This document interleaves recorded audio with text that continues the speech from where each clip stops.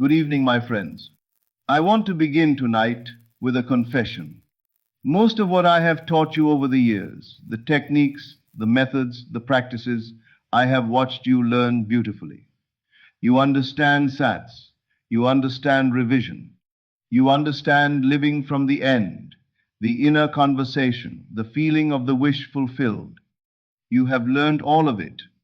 And still, for many of you, the desire hasn't fully arrived. And tonight I want to tell you exactly why. Not because the techniques are wrong, they are right. Not because you are incapable or unworthy or doing something fundamentally mistaken. You are not. But because there is one skill, the foundational skill, the skill that determines whether everything else works or doesn't, that nobody has taught you directly. How to stay, how to remain in the state after you have entered it, how to hold the assumption when the world presses back against it, how to dwell in the wish fulfilled, not for 20 minutes during your practice, but as a permanent residence, a home you live in, not a hotel you occasionally visit. Because here is the truth I need you to hear clearly tonight. The secret of manifestation is not in entering the state. You have entered it many times. You know what it feels like. You have had those moments of genuine, felt, real assumption when for a luminous minute or an hour you actually were the person who had the thing. The secret is in remaining. And tonight, I am going to teach you exactly how to do that. Let me show you the pattern that is destroying most manifestations before they arrive. It is almost universal. I have seen it so many times it has become predictable. A person discovers these teachings. Something ignites. They practice with genuine enthusiasm. Their sats is vivid. Their feeling is real. They fall asleep genuinely in the wish fulfilled. And something in them recognizes, yes, this is true. I can feel that this is real. They wake up the next morning, and before they have even fully arrived in consciousness, before they have taken a single deliberate breath, the first movement of their mind is toward the mirror. Has anything changed? They check their phone. They review their circumstances. They scan their reality for evidence that last night's assumption is taking physical form. And it isn't.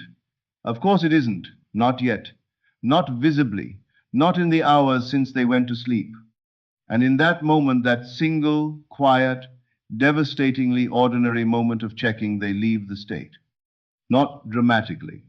Not with a crisis of faith. Just a quiet return to the familiar. It hasn't happened yet.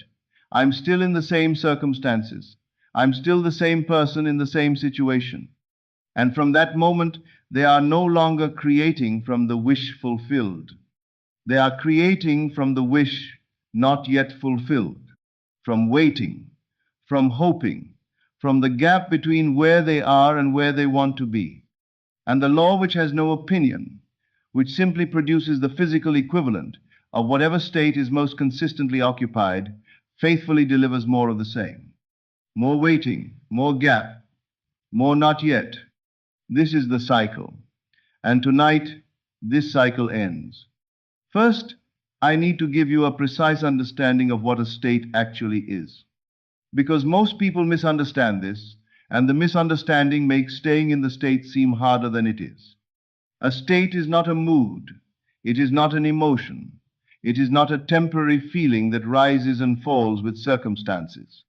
A state is a complete way of being, a total constellation of consciousness, how you think, what you assume without thinking, what you take for granted, how you interpret what happens to you, what you expect the world to show you, what feels normal and natural, and simply how things are.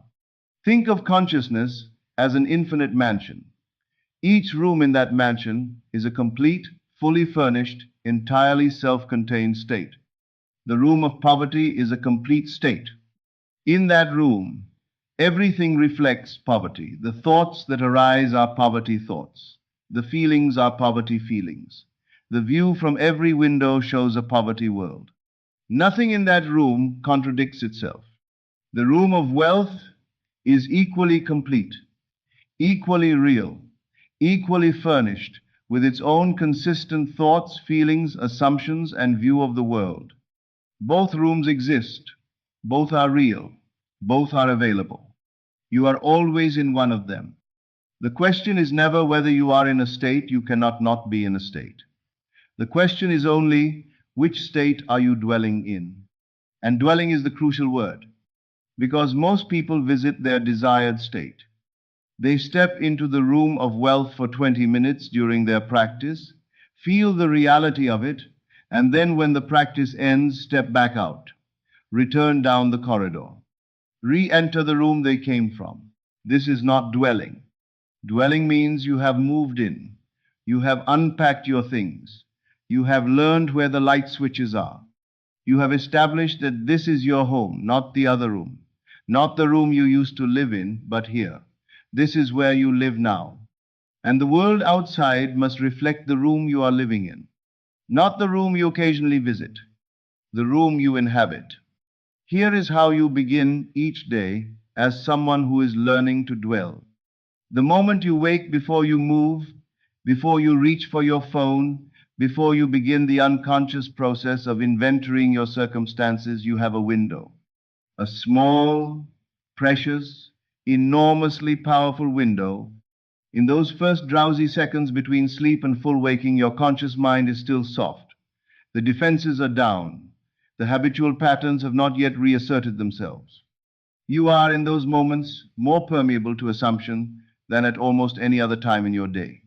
This is your morning opportunity, and it takes 30 seconds.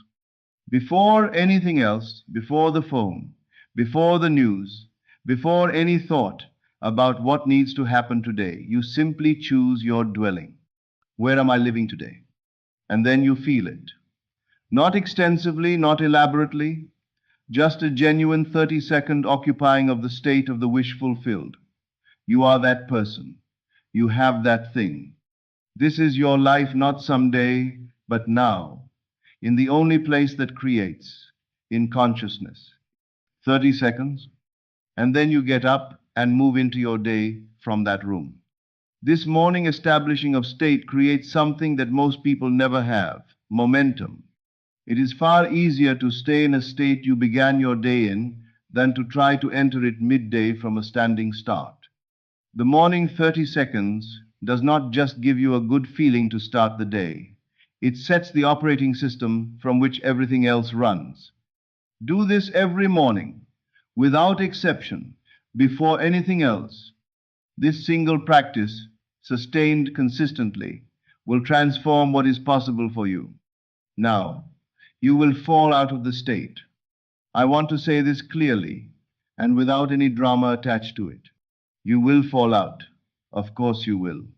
You are changing deeply grooved patterns of consciousness that have been running for years, decades. New patterns require repetition before they become automatic. Old patterns are deeply familiar and will reassert themselves with a persistence and subtlety that at first you will not always catch in time. So you will drift. Someone will say something that triggers the old story. You will see a circumstance that seems to contradict your assumption so directly that the logical mind simply cannot be quiet about it. A thought will arise from the old state with such familiarity, such convincing authority, that before you realize it, you have followed it back down the corridor and re-entered the old room. This is not failure. This is learning. The only failure is in not noticing, or in noticing and giving up. The practice, the entire practice, the simple core of everything I am teaching tonight is this: notice when you have left, return immediately. That is the whole of it. Not never leaving, returning when you do. Think of yourself as a guard at the door of your own consciousness, not a guard who prevents every unwanted thought from knocking that is impossible and exhausting. A guard who simply refuses to let them in, take off their coat, and settle at the table. A doubt knocks. You see it. Ah, that is the old state trying to pull me back, and you don't engage. You don't argue with it, try to prove it wrong, follow its logic, or spend 30 minutes examining whether it might be right. You simply don't open the door. You turn back, You return to the feeling of the wish fulfilled, and you are home. This notice and return, over and over, as many times as necessary, is how the new state becomes permanent. Not through one heroic act of commitment, but through 1,000 small, unglamorous, consistent acts of returning. I want to speak carefully about your inner conversation, because it is the most important thing I could tell you about staying in the state, and it is the most neglected. Right now, as you read these words, there is a voice in your head. It is always there. It has been there since you were old enough to think. It comments, judges, worries, plans, remembers, anticipates, a ceaseless flow of inner speech that constitutes the background noise of your entire conscious experience. And that background noise is either keeping you in the desired state or continuously undermining it. Listen to what your inner voice says about your desire during an ordinary day. Not during your practice, during the moments when you are not consciously thinking about any of this. Is it saying, I hope this works? When will it come? It's been so long. Maybe I'm doing something wrong. What if it doesn't happen for me? Or is it saying, this is done? I am grateful. This is mine. I am so pleased with how this has come together. The first is the inner conversation of the old state. The second is the inner conversation of someone dwelling in the wish fulfilled. And here is the thing that most people don't understand about the inner conversation. It is not just a reflection of the state you are in. It is one of the primary things keeping you in that state. When your inner background noise is the voice of lack and waiting and doubt, you cannot dwell in the state of having. The noise creates the state as much as the state creates the noise. They feed each other. So, the practice is this. Listen. Not to judge, not to fight, simply to notice. What is the background conversation right now? Is it the voice of the room you want to live in, or the room you are trying to leave? When you catch it saying something from the old state, stop it. Not with force, not with anger, not with a long argument. Just stop it the way you might turn off a program you didn't mean to start. And replace it. Not with desperate affirmation, not with positive thinking you don't believe, with the quiet, natural, conversational voice of someone for whom the desire is simply already real. Old voice. I'm still broke. When will money finally come? New voice. I am abundant. Money moves easily through my life. Old voice. Still no word from them. Maybe they don't care. New voice. I am loved. My relationships are warm and real. Old voice. The symptoms are still there. What if I never get better? New voice. My body knows how to heal. I am whole. Not once, not twice. Throughout the day, every time you catch the old voice, you make the shift.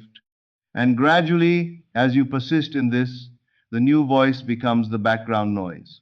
Not because you have forced it, but because repetition deepens grooves.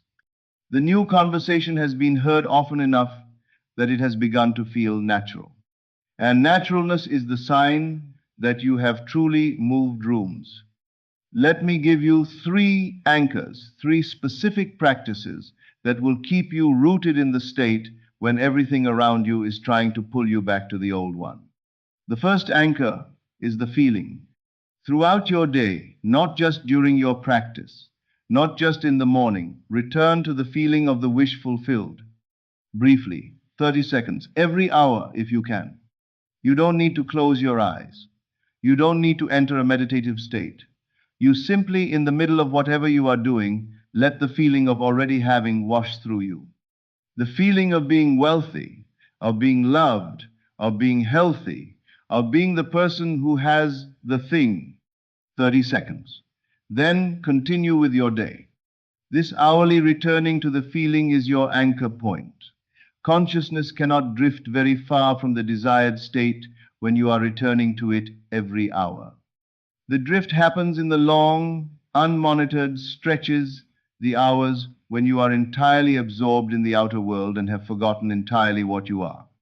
The hourly return prevents those stretches from becoming the default. Make it a habit. Set a reminder if you need to, until it becomes automatic. Every hour, 30 seconds, back to the feeling. You will be astonished at how quickly this stabilizes the state.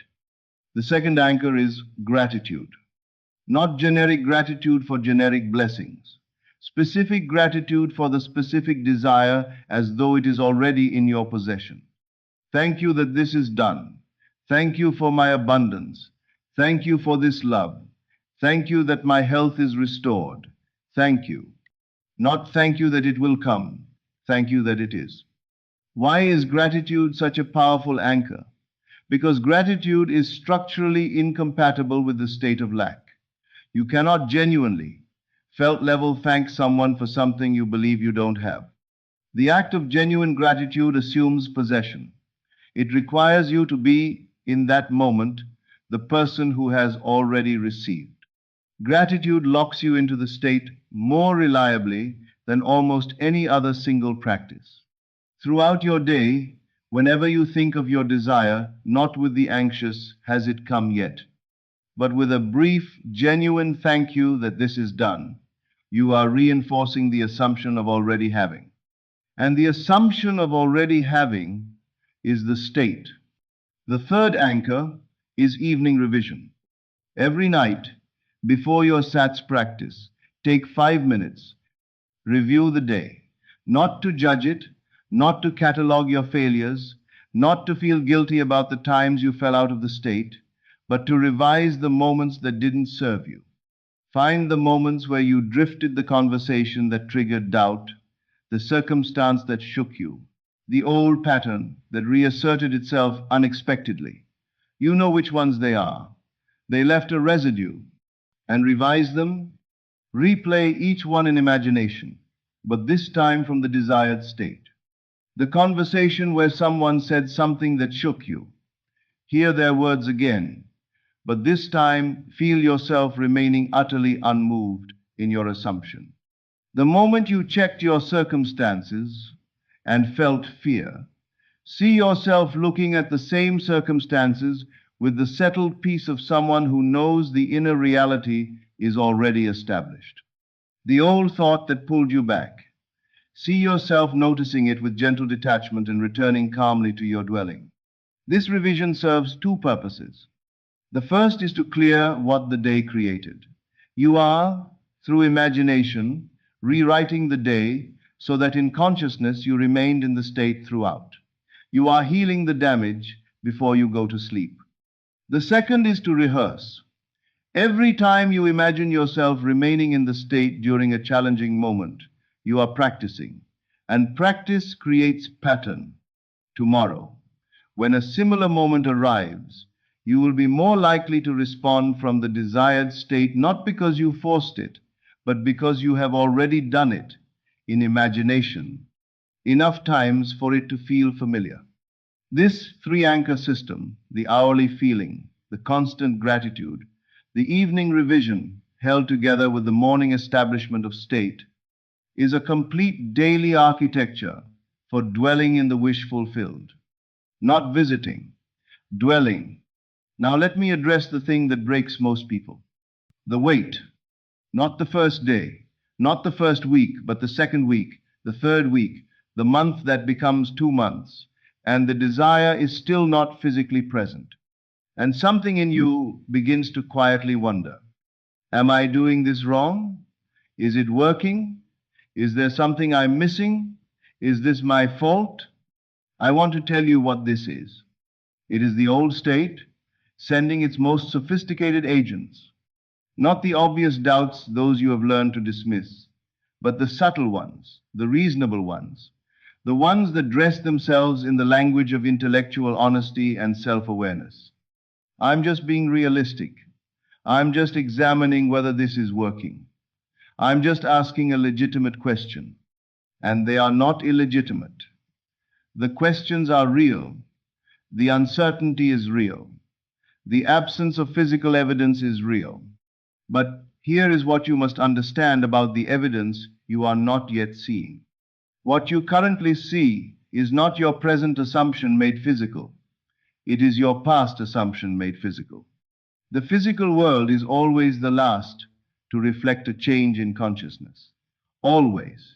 It was not built overnight, and it does not rebuild overnight.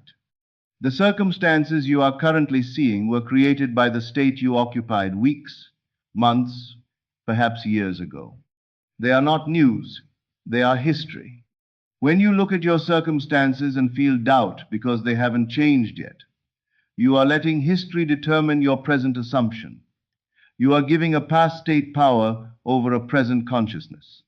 The thing to do, the only thing to do, when the evidence seems to contradict your assumption, is to remember this. The echo has not yet caught up to the voice. You have changed the voice, you have moved rooms. The echo, the physical reflection, is still bouncing back from the old position, but it is moving. It is always moving. And your job, your only job, is to stay in the room long enough for the echo to arrive. Let me tell you how you will know that you have truly learned to stay in the state. There is a word for this: Sabbath. In its deepest sense, Sabbath is not a day of the week. It is a state of consciousness. It is the rest that follows completed work, the settled knowing of someone who has done what needed to be done and can now simply wait in peace for the harvest. When you can imagine your desire, assume it, feel it, and then let it go, not abandon it, not forget it, but simply rest in the knowing that it is done, without the anxious need to check, to monitor, to analyze whether it is working. When you can wake up in the morning and move through your day as the person who has the desire, not thinking constantly about when it will come, not scanning every interaction for evidence, simply being who you are in the desired state, as naturally and unremarkably as you are the person who has a name and a face and a history. When the desire becomes not exciting and special but normal, you have entered Sabbath. And Sabbath is the sign that the manifestation is imminent. Because normalness, that quality of it simply being how things are, the unremarkable, taken for granted naturalness of complete possession, means there is no longer any resistance, no split consciousness, no doubt running in the background, no part of you still living in the old room. You are fully, completely, unreservedly in the desired state. And consciousness, occupied completely and without resistance in any state, must produce the physical equivalent of that state. Not might, must, because that is the law. Here is what I want to leave you with tonight. Staying in the state is not about perfection. Let me say that clearly, because I know some of you, the most serious, the most earnest, the ones who care most deeply, are going to try to do this perfectly and then punish yourselves when you don't. You will fall out of the state many times, especially at first. That is not failure. That is the practice. Staying in the state is not the achievement of someone who never drifts. It is the practice of someone who every single time they drift returns, without drama, without self-recrimination, without the exhausting secondary spiral of being upset about having been upset. Just, oh, I drifted, I am back now. And back they are. Every return strengthens the new pattern. Every return makes the desired state more familiar, more natural, more automatic. Every return shortens the drift and lengthens the dwelling, until, without quite being able to point to the moment it changed, you realize that the desired state is simply where you live now. The old room feels distant, unfamiliar, not quite you. The new room is home. And the physical world, which has been faithful all along, which has been reflecting your states with perfect precision your whole life, even when you didn't know it, begins to show you, in the external landscape of your actual life, the room you have been inhabiting inside. Choose your state now, not someday, now. In the only dimension that creates, in consciousness, in this present moment, you are the person who has the desire. It is done. You are home. Stay there. Come back when you drift. And stay there. That is the whole law. In 4 words, stay in the state. Good evening. This is NEVILLE Lectures. I'll see you again in the next video.